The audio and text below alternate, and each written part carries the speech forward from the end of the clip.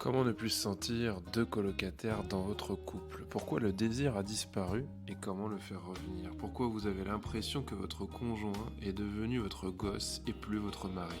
Comment se fait-il que les femmes veulent changer leur mec mais qu'ils ne les écoutent jamais? Pourquoi vous ne comprenez plus rien aux demandes de votre femme et pourquoi ne veut-elle plus coucher avec vous? Est-ce que votre couple est foutu? Est-ce que vous vous acharnez pour rien? Ou est-il encore temps de faire quelque chose? Je m'appelle Maximilien Bachelard, je suis docteur en psychologie, psychothérapeute et cuisinier. Après 50 chroniques radio, je vous invite dans ma cuisine, les recettes du doc, à partager quelques recettes et tours de main. Tu fais tourner de ton nom tous les moulins de mon cœur.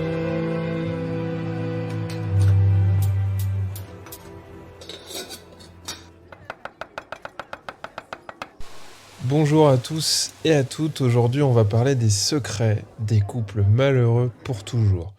On peut être malheureux pour de nombreuses raisons. Un couple qui se sépare, par exemple parce que monsieur passe beaucoup de temps avec ses amis, alors que ça conviendrait à d'autres femmes d'avoir du temps pour elles. Il y a aussi des femmes qui quittent parce que le mari ne s'occupe pas des enfants ou du foyer, alors que d'autres vont accepter ça durant une vie entière. Il faut noter que la majorité du temps, tout était visible dès le départ. Monsieur ne faisait ni à manger, ni la vaisselle, ni les réparations de la voiture. Il joue aux jeux vidéo tous les week-ends à 38 ans et il fera exactement après de la même manière une fois qu'il sera devenu père, contrairement à ce qu'il se promettait et promettait à sa femme. D'autres personnes quittent pour infidélité du mari, mais certaines s'en fichent et restent parce que il est plus gentil après tout. Il se sent parfois même un peu plus coupable, il est parfois plus malléable, parce qu'elles en font aussi parfois tout autant que les hommes, et parce qu'elles veulent aussi à d'autres moments garder un père sous la main à leurs enfants. On évoquera ça peut-être dans une autre émission. On peut aussi ne pas sanctifier la question de la fidélité sexuelle, évidemment, mais on n'a pas tous les mêmes valeurs. Alors, on va parler un petit peu aujourd'hui de la folie du couple, parce que dans un couple, il y a une sorte de plan inconscient. Un soldat, il a besoin de la guerre, ou du moins de s'y préparer.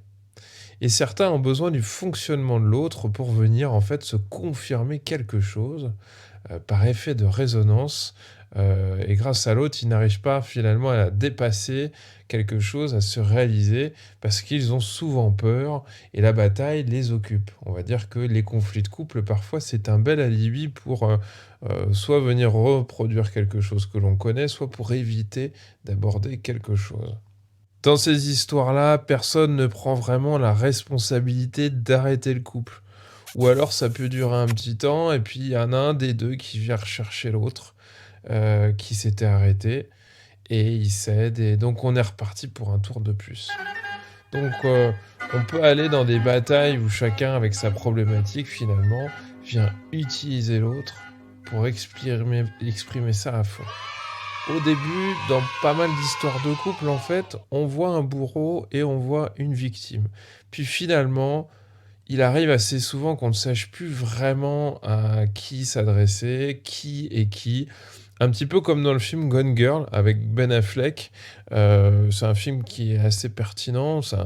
Dans ce film, on a un joli couple singulier, un couple d'Américains de la classe aisée, qui sont pleins de promesses. Ils sont décrits dans leur évolution. On voit des débuts excitants.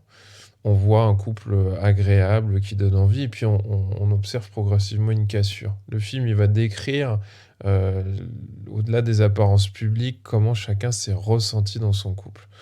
Donc le mari, il est au début vu comme un type charmant, et puis on comprend de plus en plus qu'en fait c'est un sale type.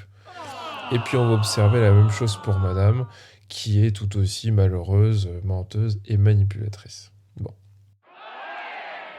Alors les couples heureux malheureux. On trouvera parmi les couples heureux malheureux ceux qui passent leur temps à se plaindre de l'autre, puis s'interrogent sur leurs responsabilités, mais ne trouvent aucune solution qui convienne aux deux. C'est un vrai leurre pour le psychologue qui parfois pense avoir affaire à des gens qui sont prêts à passer à l'action. C'est des gens qui malheureusement patinent dans une difficulté, viennent chercher en apparence une solution concrète, mais en fait ils sont jamais vraiment satisfaits. Et grâce au mariage, on peut dire que chacun tente généralement sans succès de résoudre les problèmes qu'il n'aurait jamais connus s'il était resté seul de son côté. C'est une phrase qui peut paraître assez pessimiste, mais quand on prend un peu du recul, elle a quand même une grosse part de vérité. C'est parfois des couples où on a soigneusement aménagé des zones de conflit, là où d'autres ont aménagé des zones de connivence.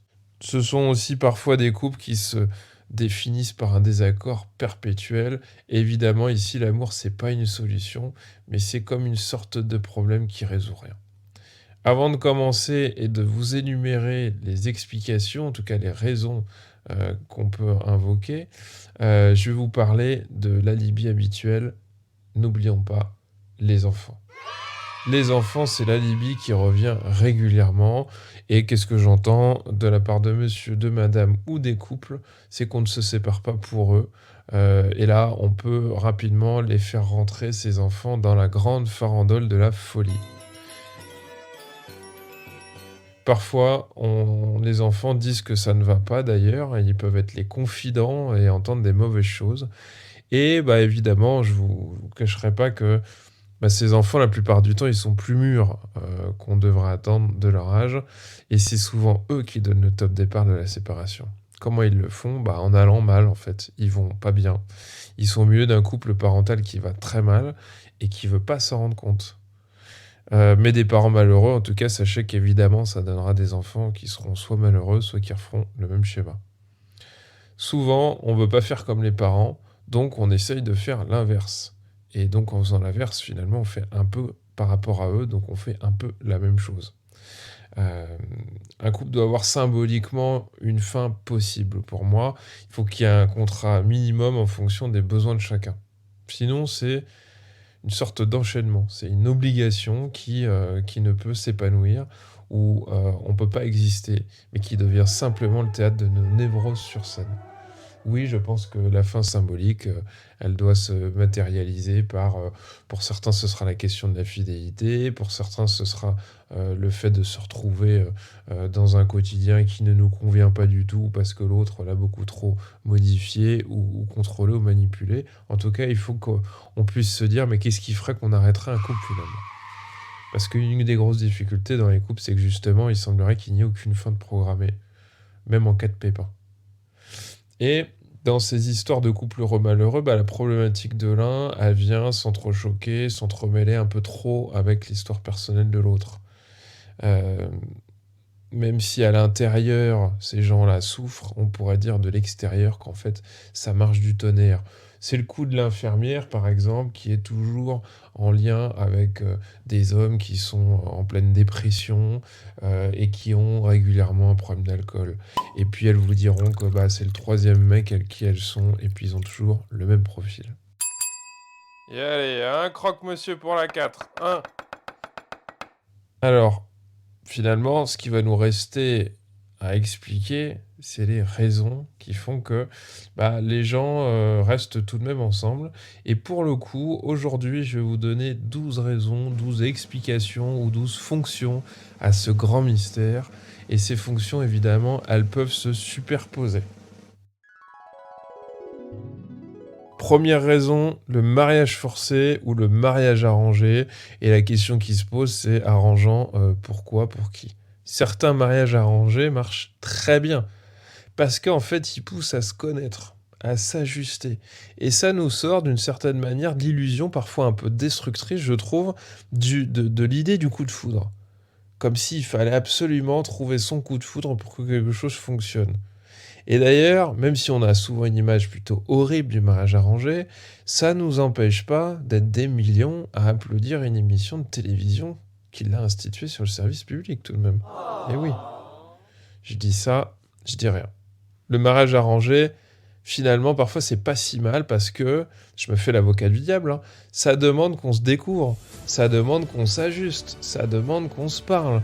Et en Occident, la modernité, elle nous pousse étrangement en plus à la tyrannie du coup de foudre, comme naturel et sans effort.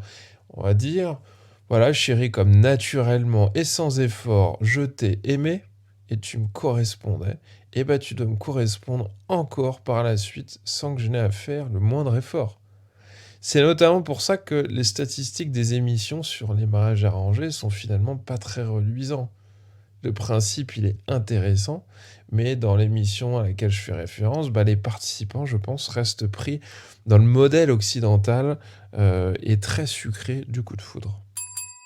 Deuxièmement, l'espoir. Mais j'ai de l'espoir que ça change.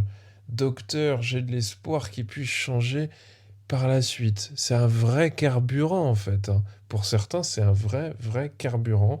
Et il en faut, mais évidemment, il en faut pas trop non plus parce que malheureusement, parfois, ça tend vers la bêtise triste.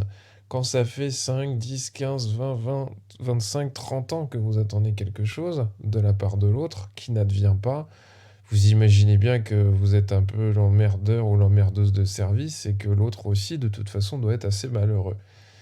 Voilà. Et c'est parfois alimenté par l'autre. Et là, ça commence à devenir plus compliqué parce que l'autre, il fait croire. Il fait croire qu'il va changer.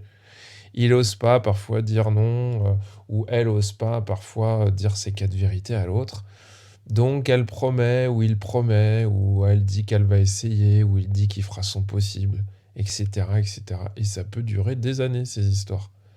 Ça peut parfois même ressembler à une fonction thérapeutique que je vais appeler bloquer.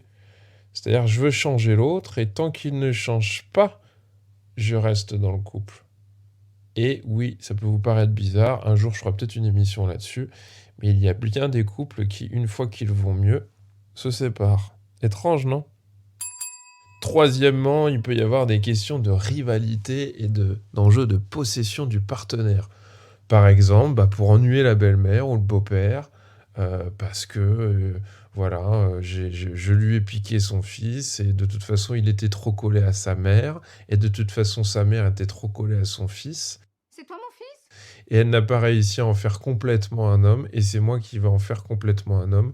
Vous entendez bien dans ce que je raconte que c'est un peu bizarre finalement, puisque madame prend un peu le rôle d'une maman. Et bon, faudra pas s'étonner après qu'elle me dise en consultation que son mari se comporte comme un gosse. Il y a aussi l'illusion d'arranger son ou sa partenaire et sa famille pour le rendre plus autonome. Mais ça, c'est un grand classique de dire, grâce à moi, il a réussi à sortir du joug de sa famille, puisque, comme vous le savez si bien, en notre temps moderne, tout le monde est sous emprise. Voilà, donc il y a beaucoup de gens qui vont sortir de l'emprise, leur conjoint ou leur conjointe, de leur emprise familiale. Quatrième point, des compromis à la compromission. Alors, vous appelez ça comme ça parce que, oui, parfois, on accepte des choses, et puis on en accepte d'autres, et puis encore d'autres, et puis, à force, on perd nos valeurs, notre intégrité, et en fait, plus on s'est transformé avec le temps, plus, comme à la manière d'un investissement, il est encore plus compliqué de faire machine arrière. Cinquième point, se dire que le souci n'est peut-être pas l'autre ou le couple, mais nous-mêmes. Alors là, écoutez-moi bien, mesdames et messieurs, c'est la porte ouverte à 10 ans de psychothérapie. Et oui, ce mécanisme, il est important parce que il y a des gens qui vont venir en consultation et qui vont se dire en boucle « Mais je crois pas que ce soit lui qui a un souci, docteur. Je crois que mon couple va pas si mal. Je crois que c'est moi qui ai un problème. Et c'est moi qui ai un problème. Il faut que je fouille encore plus loin dans mes rêves, dans mon inconscient, dans tout ce que vous pourrez deviner chez moi. Et je vais réussir à débusquer ce qui ne va pas. Pour se cacher parfois une évidence, hein. Et chercher au fond de soi ce qui ne va pas, tout en considérant au final que les psychologues n'ont pas pu aider, qu'on est bien trop compliqué, mais que le problème vient vraiment de nous.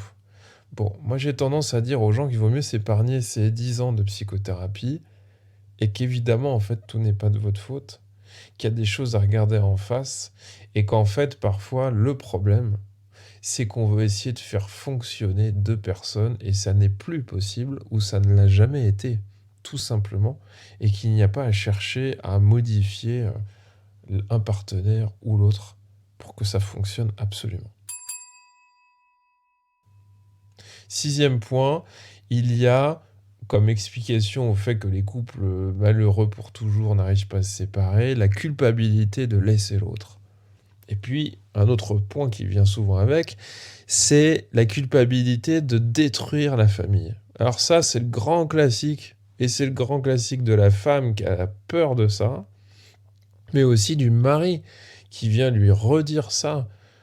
Il lui tend le doigt vers elle et il lui dit, mais comment peux-tu, chérie, abandonner ton mari, tes enfants ou ta maison, ou alors comment peux-tu détruire cette famille et me quitter?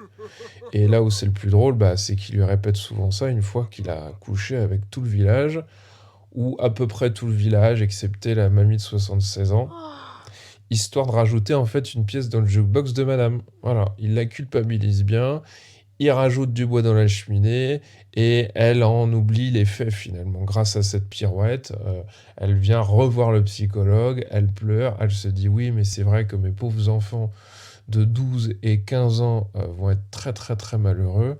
Soit dit en passant, les enfants sont pas dupes et ils en ont strictement rien à faire de toutes ces histoires, ils en peuvent plus, ils en ont tartiné pendant des années. Madame se sent mal à l'aise, madame pleure, mais en fait, elle en oublie que elle a été trompée plus d'une fois et qu'il a vraiment été odieux plus d'une fois. Et c'est quand même assez dingue, parce que les choses sont tellement bien faites que c'est elle qui se sent mal finalement. Et parfois même, et oui, c'est parfois même elle qui vient s'excuser auprès de son mari, parce qu'il l'a trompée. Et oui, je vous laisserai entendre ce petit morceau, parce que c'est très particulier. Je suis bien d'accord avec vous. 7e point, pourquoi on a du mal à se séparer? Parce qu'on a une image à préserver. On veut pas avoir honte, on veut pas être jugé, on veut pas se sentir coupable, on veut pas être pris pour le ou la responsable. Auprès de nos parents, auprès de nos beaux-parents, auprès des enfants, auprès des voisins. Parce que comme dit ma amie, qu'est-ce qu'ils vont dire les voisins, quoi? Donc oui, on a une image à préserver, on a dit des choses, et on a envie de s'en tenir à ça, on n'a pas envie d'avoir les critiques, on n'a pas envie qu'on nous regarde de travers. On est pris dans sa lancée, on a du mal à freiner. Et également, et je l'ai très souvent entendu, comme on dit, et c'est une phrase que je trouve intéressante, parce qu'on ne divorce pas chez moi, mais qui peut aussi cacher la peur d'être seul, hein, ou que ce que les autres diront de moi, c'est pas forcément relié à une histoire familiale, culturelle ou religieuse particulière. Mais on vient se planquer derrière cette phrase parfois, pour des raisons plus ou moins légitimes, quoi. 8e point, c'est la peur de dévoiler les secrets du couple, de passer pour une idiote, notamment mesdames, qui aura accepté les infidélités du conjoint pendant des années, ou pour protéger encore l'autre. Bah oui, parce que même après la séparation, certains ou certaines continuent à protéger leur ex ou à protéger les enfants.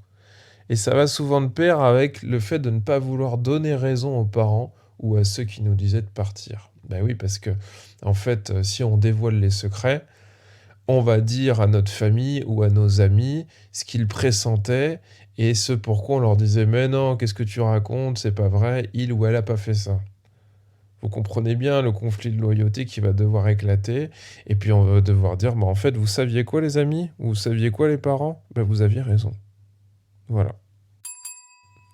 9e point, pourquoi on ne se sépare pas? Pour des soucis financiers, par dépendance financière, parce que divorcer, ça coûte beaucoup de sous.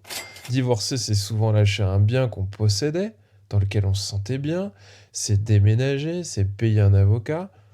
Parfois, c'est aussi la croyance en l'incapacité de s'assumer financièrement. Surtout quand l'autre gagne plus, en fait, on se cache aussi la peur de perdre en standing. Et c'est entendable. Mais il y a une réalité, évidemment, c'est que c'est facile pour personne, ce genre de situation. D'avoir la sensation d'une déchéance sociale, mais bon, on ne peut pas toujours garder tous les avantages et la situation, mais il faut savoir que c'est souvent temporaire. 10e point, la peur d'être seul ou d'être mangé par ses bergers allemands. Ou de se sentir abandonné après avoir ingéré des pots de glace devant la télévision. Je fais un petit coucou à Bridget Jones. Tout ça, ça va avec la peur de ne pas trouver mieux, la plupart du temps, parce qu'on pense qu'on ne va pas avoir grande valeur aux yeux des autres, en fait. Et ça, c'est le grand classique. Les hommes, les femmes, à n'importe quel âge, quelle que soit leur qualité physique, esthétique, objective, on arrive toujours à ça. Quand ça fait 10, 15, 20, 25 ans que vous êtes avec quelqu'un, vous savez plus ce que vous valez de l'extérieur. Donc évidemment, un travail sur l'estime de soi sera à engager. 11e et avant-dernier point, la peur de la nouveauté, la peur de l'aventure, la peur de la perte de nos repères. Et oui, sortir des sentiers balisés, ça requiert du courage, de l'audace et de la volonté.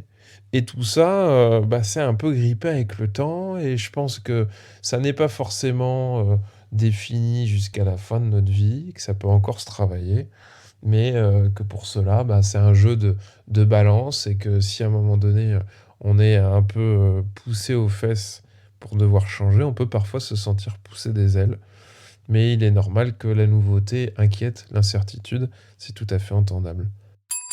Dernier point, on croit souvent qu'on a ce qu'on mérite.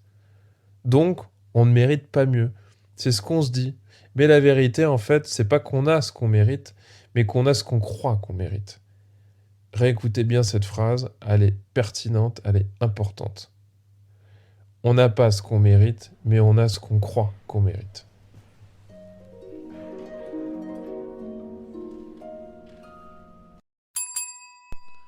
L'addition, s'il vous plaît. La recette du jour est désormais terminée. N'hésitez pas à liker, partager, diffuser par email, SMS, WhatsApp, réseaux sociaux si la dégustation vous a plu. Et si vous désirez renouveler l'expérience culinaire, abonnez-vous à l'émission. Si vous voulez participer en cuisine, rien de plus simple, soit par email sur lesrecettesdudoc@gmail.com ou en laissant un message diffusable au public pour poser vos questions ou pour partager une expérience personnelle au 09 51 53 33 07.